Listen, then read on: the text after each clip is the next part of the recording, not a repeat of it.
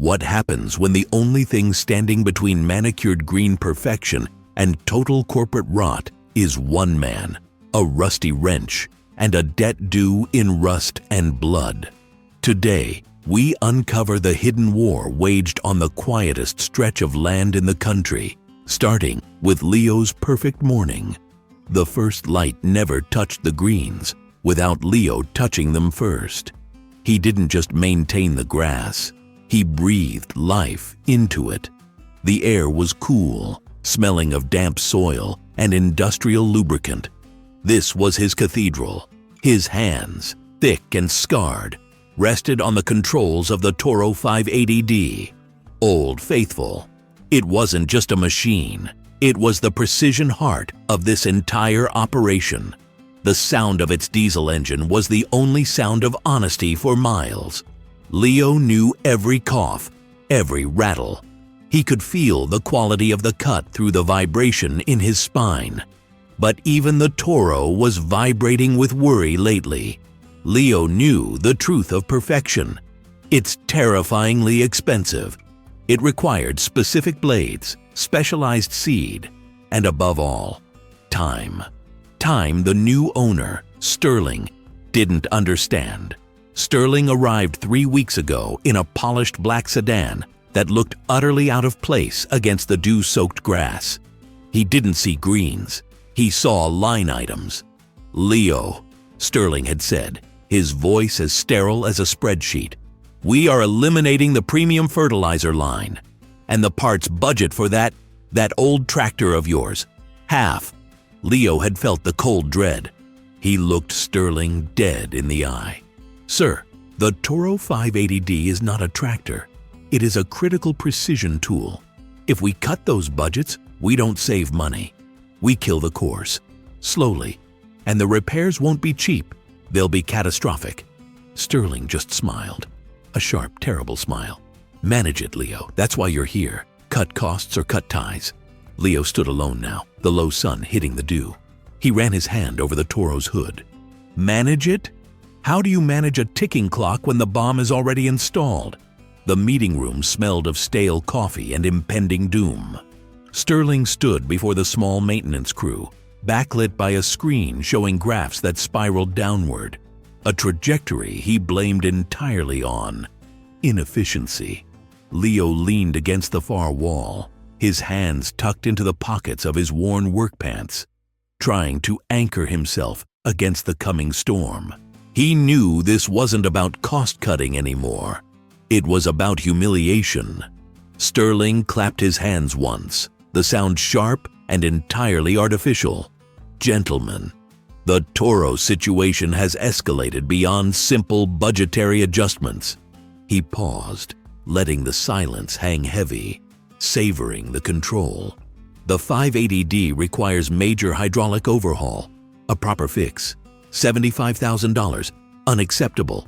Leo felt a spike of disbelief. 75 grand. That was almost double the estimate they'd secretly pulled weeks ago, which meant Sterling had either inflated the number or was deliberately using a quote from a luxury dealership just to make the repair look impossible. Why would he lie about the expense unless the real motive wasn't saving money at all? Sterling continued, gliding to the center of the room. "So, we have two paths, effective immediately. Path A, we go with local shop repairs. Quick, cheap, maybe $20,000. They'll use off-brand parts, sure, but it gets the machine moving. Path B, we liquidate the entire Toro fleet, the 580D, the fairway mowers, all of it, and lease inferior generalized equipment until Q3. He straightened his tie. "I favor Path A, but frankly, Path B solves the Leo problem entirely." The air froze. It wasn't just equipment. It was the Leo problem. Sterling hadn't just calculated the cost of the repair. He had calculated the cost of Leo's resistance, framing the man who built the course as the ultimate obstruction. Leo realized then that his loyalty was a weapon Sterling was trying to turn against him. "Path A means cheap fixes that shred the turf, sir," Leo finally said, his voice low, vibrating with restrained fury. "We use generic blades. We lose the precision cut. We compromise the root structure within 3 months.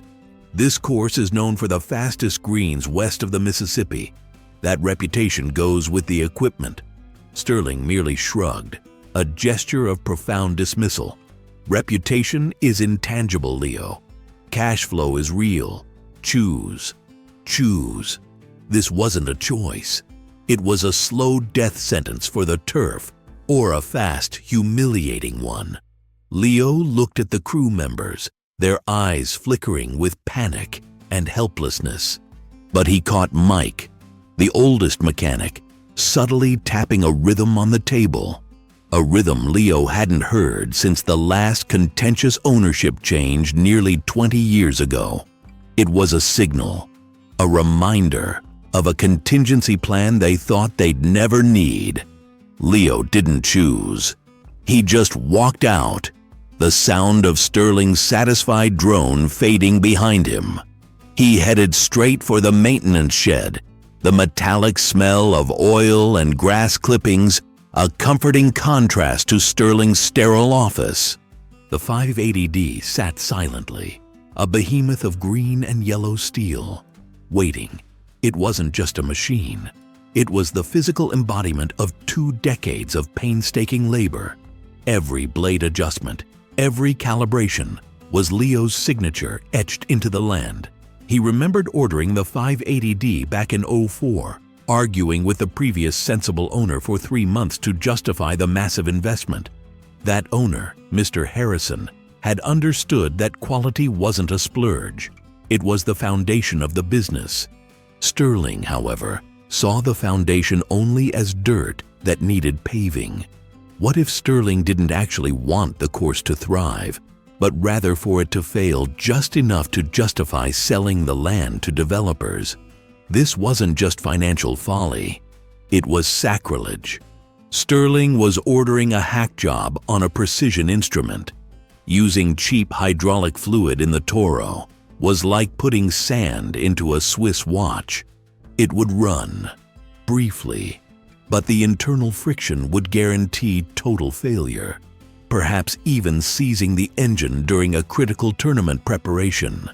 The potential for catastrophic damage far outweighed the alleged savings. Leo checked the service logs. The local cheap repair shop Sterling mentioned, Bert's Budget Blades, had already been contacted. A work order was tentatively set for 6 a.m. tomorrow. They hadn't even waited for Leo's choice. The cheap repair was already scheduled, meaning Sterling had already decided to bypass Leo completely, regardless of the facade of consultation. Leo clenched his fists, the feeling of betrayal sharp and metallic in his mouth. He had given his life to this ground. He had nursed it through droughts, storms, and economic downturns. And now, some suit who measured success by quarterly EBITDA was planning to kill it with bad hydraulics and dull blades. This wasn't management. It was slow murder.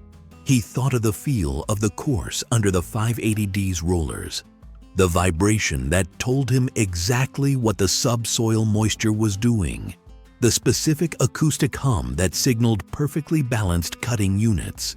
He had made a silent, lifelong vow to this turf: perfection or nothing. Sterling was forcing the nothing. If he let the course die slowly, he was just as guilty as the man signing the checks. The sun was high now, bleaching the morning dew. Leo walked out onto the 18th fairway, the green pristine and inviting.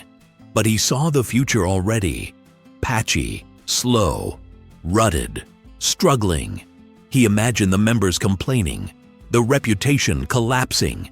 He stopped beside the main irrigation control panel, a highly sensitive piece of machinery that governed the subterranean lifeblood of the entire property. He ran his fingers over the thick shielded wires. The irrigation system wasn't controlled by an app or a cloud server. It was hardwired into the old pump station, a legacy system that required physical access and specific command codes. Codes only 3 people knew.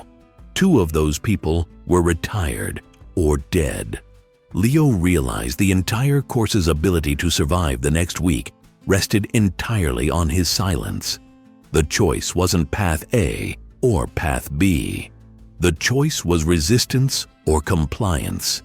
If he complied, the course died by Sterling's incompetence. If he resisted, Sterling would fire him, and then the course would die anyway. But there was a third path, a path only a master greenskeeper, a man who understood how to nurture life and how to halt it, could take. He looked back at the shed where the Toro mowers sat, waiting for their executioner. If Sterling was determined to destroy the course's integrity through neglect and cheap repairs, Leo had to make the equipment, the heart of the operation, unavailable for tampering. He needed to buy time, serious time, before Bert's budget blades could ruin the hydraulics. But how do you hide a 3-ton piece of machinery without anyone noticing its absence? He pulled out his phone, bypassing his usual contacts, and dialed the number of Mike, the mechanic who had tapped the signal during the meeting.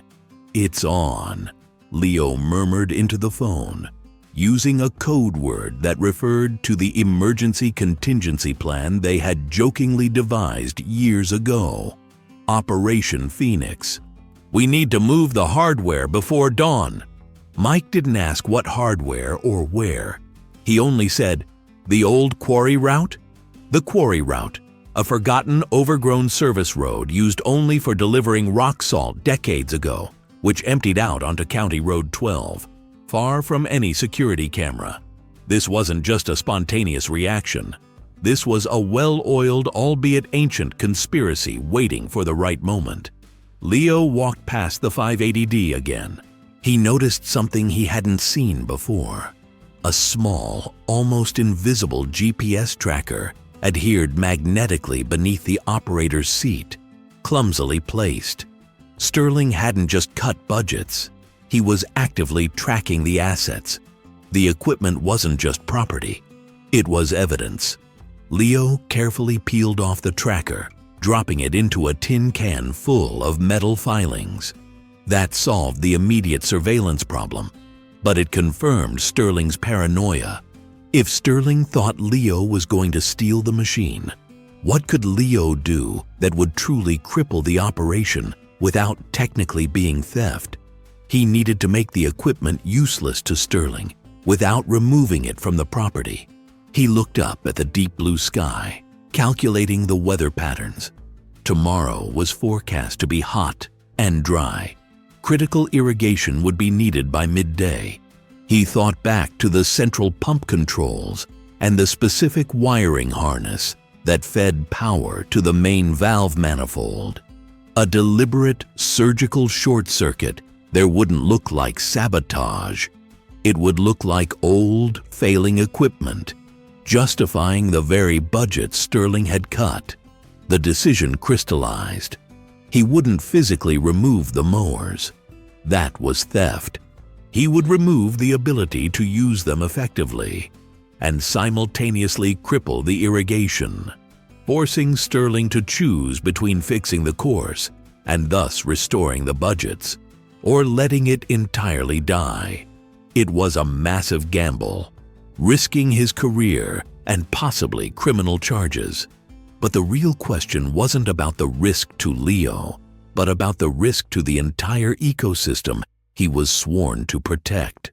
He pulled a small, specialized wrench from his pocket, a tool for disassembling the finely tuned cutting units on the 580D. He wasn't going to steal the mower. He was going to steal its capability, its very essence. The thought of rendering the Toro useless filled him with a terrible protective sadness. He was betraying the machine to save the land. He climbed into the shed, the immense green shadows swallowing him whole. By the time the sun set, the most critical components of the Toro fleet would be surgically removed, packed away, and hidden deep in a location Sterling would never, ever find. This was his drastic measure, not quitting, but disarming the very tools of his trade, ensuring that if Sterling couldn't maintain perfection, he couldn't achieve mediocrity either. Leo emerged from the vast green shadows of the maintenance sheds, the cool night air biting at the sweat on his brow. His hands were clean, but the invisible dirt of betrayal, betraying the machines to save the land, still clung to him. The specialized wrench, tucked back into his pocket, felt heavy, a talisman of necessary destruction. He had completed his grotesque surgery on the 580D fleet. The tiny, yet critical components, the finely honed essence of the cutting units, were now secured in an undisclosed, deeply insulated location known only to him. Sterling might have the shells, but the capability was gone. This wasn't just metal. This was a hostage negotiation, and the health of the course was the ultimate ransom. He walked toward the clubhouse, where the evening's festivities for the annual Sterling Legacy Fund were in full swing. Soft jazz drifted across the 18th fairway, mingling with the clinking of champagne flutes. Sterling, radiating smug confidence, was holding court on a raised platform near the veranda, surrounded by donors and local press. The perfect, highly visible stage for Leo's curtain call. Leo straightened his dusty groundskeeper shirt. He didn't look like the meticulous superintendent. He looked like a man who had just buried a secret and was ready to face the firing squad. The weight of the career he was sacrificing felt lighter than the responsibility of the environment he was protecting. The crowd parted slightly as he approached the makeshift stage. Sterling was droning on about efficiency and budget optimization, proudly touting the very cuts that had forced Leo's hand. "We've proven that world-class quality doesn't require frivolous spending," Sterling boasted, adjusting his silk tie. Leo stopped 20 feet from the platform. His presence alone created a ripple of confusion. The head groundskeeper, covered in the evidence of manual labor, crashing the black tie affair. Leo held nothing in his hands, yet the attendees instinctively felt he was carrying something dangerous. It was the silence that spoke volumes, a silence Leo hadn't realized he was capable of enforcing. Sterling spotted him, his smile freezing instantly, morphing into a look of aristocratic annoyance mixed with rising dread. He recognized the look in Leo's eyes, not anger, but absolute, terrifying finality. Sterling paused mid-sentence, the microphone dangling near his mouth. The jazz abruptly stopped. All eyes were on Leo. "Leo," Sterling managed, his voice strained. "This is not the time. We can discuss your concerns later." He assumed Leo was there to argue about the budget, to beg. But Leo wasn't begging.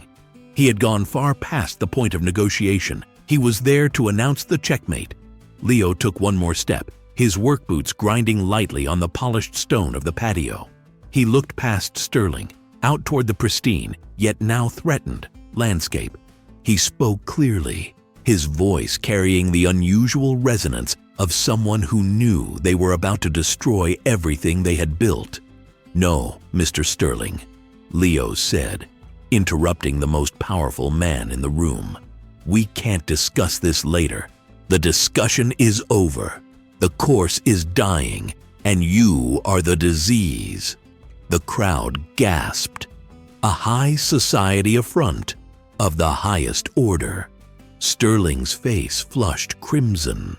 He leaned into the mic, realizing the groundskeeper was broadcasting the failure they had desperately tried to hide. Sterling gripped the podium edge. "Security! Get this man out of here!" But Leo wasn't done. He looked directly into the camera lens of the local news affiliate recording the event, ensuring his message would bypass Sterling entirely. He delivered the ultimatum. The phrase honed during hours of agonizing deliberation in the dark sheds, calculated to cause maximum chaos and misunderstanding. His voice cracked slightly with the sheer weight of the declaration, but the message was devastatingly clear. The entire room leaned forward, trying to decipher if this was an act of lunacy or revolution. "I'll take every Toro Greens Mower." The silence that followed wasn't just confusion, it was tectonic.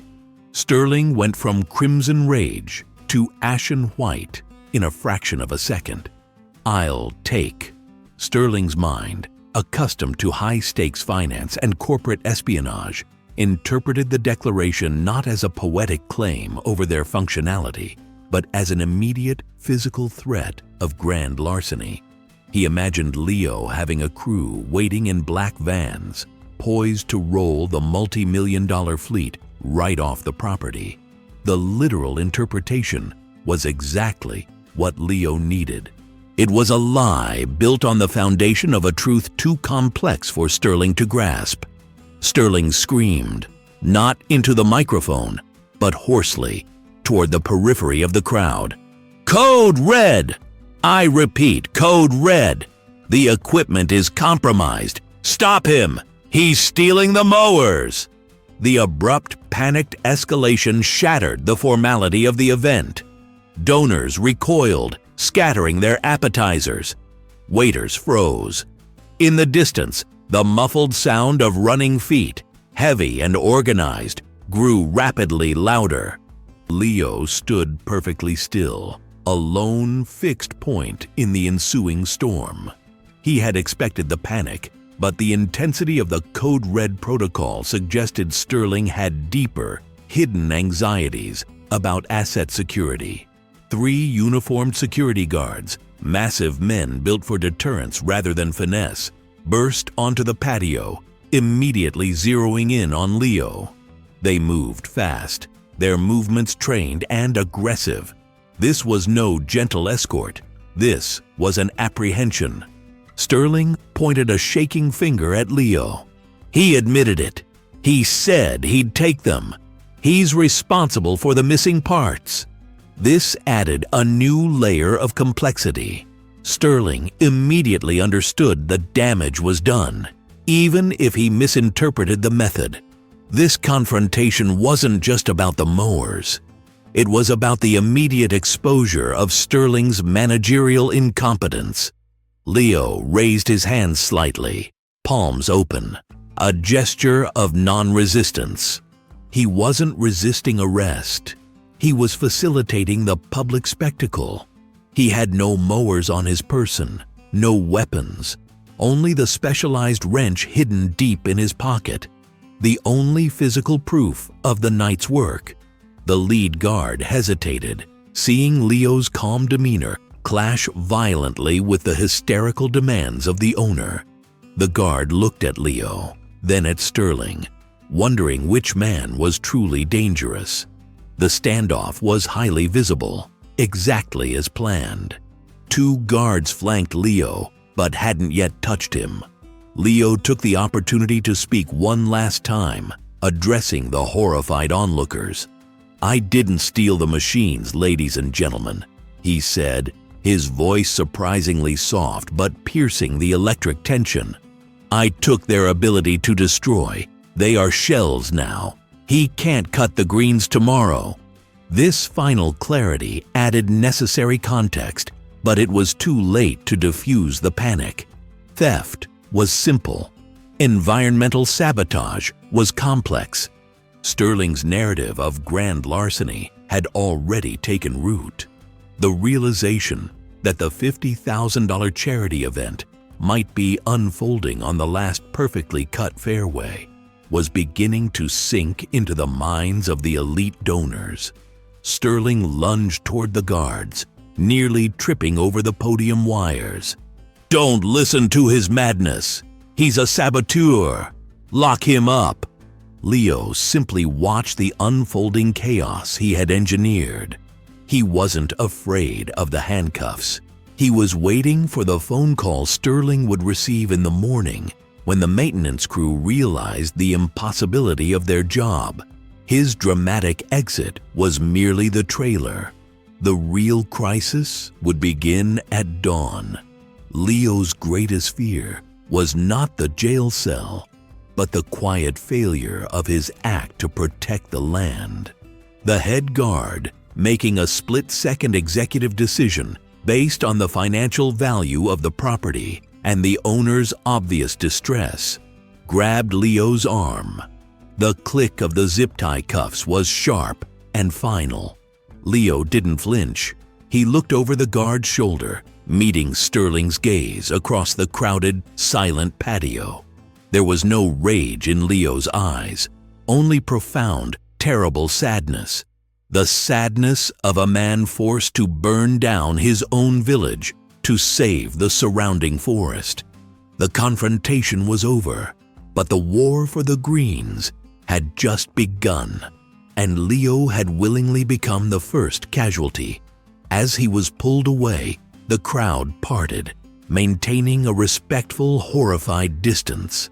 Leo knew he had ensured the course's deterioration for at least a week, perhaps longer, giving the ecosystem a fighting chance to recover from Sterling's budget tyranny. He gave a slight, almost imperceptible nod toward the distant, darkened shape of the maintenance shed. His work was done. But if the theft was misinterpreted, how would he ever explain that the essential parts weren't destroyed, but merely waiting for the right moment to return? The zip ties felt suddenly cheap, plastic, and profoundly insulting to the weight of the moment. Leo, escorted by the bullish head guard, had only taken 3 steps toward the waiting cruiser when the true machinery of consequence began to turn. 2 unmarked sedans, not the expected patrol cars, squealed to a halt, followed immediately by a pristine black Mercedes. This wasn't the police responding to a simple B&E. This was corporate triage. Sterling, still flushed with furious victory, pointed a trembling finger at Leo. "That's him. Arrest him. He stole the core drive modules, the whole set," he demanded, his voice cracking with the strain of his own self-importance. The uniformed officer who stepped out of the first sedan, Sergeant Reyes, ignored Sterling entirely, walking past him to address the man emerging from the second vehicle, a gaunt individual in an ill-fitting suit carrying a slim leather folder. Reyes didn't bother greeting the crowd. His eyes were fixed solely on the paperwork already in his hand. Why would an officer arrive holding documents before even assessing the scene of the alleged crime? The usual protocol was already being overturned. Sterling, oblivious to the shift in atmosphere, tried again, stepping into Reyes's path. "I am the owner. I insist on pressing charges immediately. Felony theft." The man from the Mercedes, a woman named Eleanor, corporate counsel for the holding company, moved with the frightening speed of a viper striking. She placed a hand firmly on Sterling's shoulder, a grip that promised legal agony if he resisted. "Mr. Sterling, you need to step back. The situation is fluid." Her tone was low, razor sharp, cutting through the rising murmur of the onlookers. Leo simply stood, hands bound, watching the theater unfold with the detached calm of a director observing a poorly rehearsed scene. He was entirely uninterested in arguing his innocence. The paperwork would speak for him, louder than any protest. The strange passivity wasn't resignation, but absolute, terrifying certainty. Sergeant Reyes flipped open the slim file the gaunt man handed him. The contents seemed to absorb all the light from the patio, rendering the shouting and the drama irrelevant. Reyes slowly lifted a single sheet, thick and embossed, clearly not a common police report. He looked at Sterling, his expression now flat. devoid of the initial assumption of guilt. Mr. Sterling, is this your signature on a purchase agreement dated 7 days ago? Sterling stammered, peering at the document. Of course not. I never authorized any purchase of those parts. They were essential inventory. This is a forgery. Eleanor pressed her fingers into Sterling's trapezius muscle, forcing him to wince. It's not a forgery, Andrew. It's Section 4C of the original operational agreement for the G4 series equipment, the one you inherited. Why would essential inventory have a pre-authorized buyout clause accessible by a groundskeeper? The detective, still studying the document, continued reading aloud, his voice gaining volume. Should the lessee, in this case, Greenscape Holdings LLC, fail to meet minimum operational maintenance benchmarks, specifically relating to environmental health index and component replacement frequency, the designated protective guarantor holds the irrevocable right to activate the Buyout and Retention Protocol, BRP, rendering all equipment specified in Schedule A the property of said guarantor upon payment of the agreed-upon residual value. And Mr. Sterling, the payment was processed. Reyes looked up. Payment of $4.8 million? A collective gasp went through the crowd. $4 million? From Leo, the grounds superintendent? The numbers didn't just expose a theft falsehood. They detonated the entire premise of Leo's financial reality. Sterling's face turned the color of stale plaster. $4 million? Where the hell did he get $4 million? He looked wildly at Leo, who offered a small, unsettling smile. Eleanor intervened quickly, her voice a desperate plea. The funds were drawn from the Environmental Preservation Trust established by the course's original founders, Mr. Sterling. The trust was designed specifically as a defense against managerial neglect, a neglect that your recent budget cuts triggered, activating the BRP clause. Leo hadn't stolen the parts. He had exercised a pre-negotiated legal right of redemption. He wasn't a thief. He was a silent, contractual majority stakeholder in the equipment's fate. The stolen parts were never stolen. They were simply moved into a private inventory, perfectly legal. Reyes nodded, a grim understanding settling over him. He pulled out a small knife and sliced through Leo's zip-tie cuffs. The plastic restraints fell to the ground with a soft, final clatter. Mr. Torres, your equipment. Where is it located? Leo rubbed his wrists, finally flexing his tired fingers. His voice, when he spoke, was steady, calm, and utterly devastating to Sterling. They are in the designated holding bay, the old irrigation shed, Sergeant, sealed and awaiting proper installation protocols, as stipulated in Appendix C of the BRP. They were never going to be destroyed. They were protected. This meant the course couldn't simply replace the parts cheaply, because the truly essential proprietary modules were legally Leo's property, sitting untouchable miles away. Leo hadn't stopped the course. He had put an expensive, indefinite freeze on its mismanagement. The accusation of reckless folly now hung over Sterling like a lead curtain. His impulsive reaction, driven by budgetary anxiety and ego, had exposed the entire company to severe contractual liabilities and confirmed his own incompetence in upholding the founding agreements. He had accused a legally protected owner of theft, a move that would soon invite media scrutiny and shareholder revolt. Eleanor began arguing fiercely with Reyes, trying to spin the situation as a misunderstanding, but the detective wasn't listening. He looked at Leo, a hint of admiration mixed with professional curiosity. That contract modification, dating back 10 years, Mr. Torres, it's airtight. Who helped you set up such a flawless trigger mechanism? Leo merely inclined his head toward the dark ridge where the oldest oak stood, silent sentinels over the preserved land. The spirit of the Greens, Sergeant. It protects its own. He knew the war was far from over, but the first critical battle, the defense of the machinery, had been won. He was no longer a casualty. He was the unexpected, deeply entrenched owner of the most vital assets on the golf course.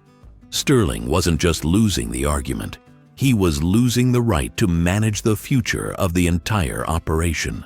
The humiliation was absolute and instantaneous.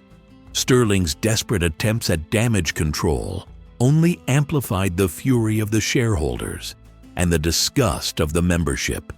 Within 48 hours, his resignation was not requested, but demanded.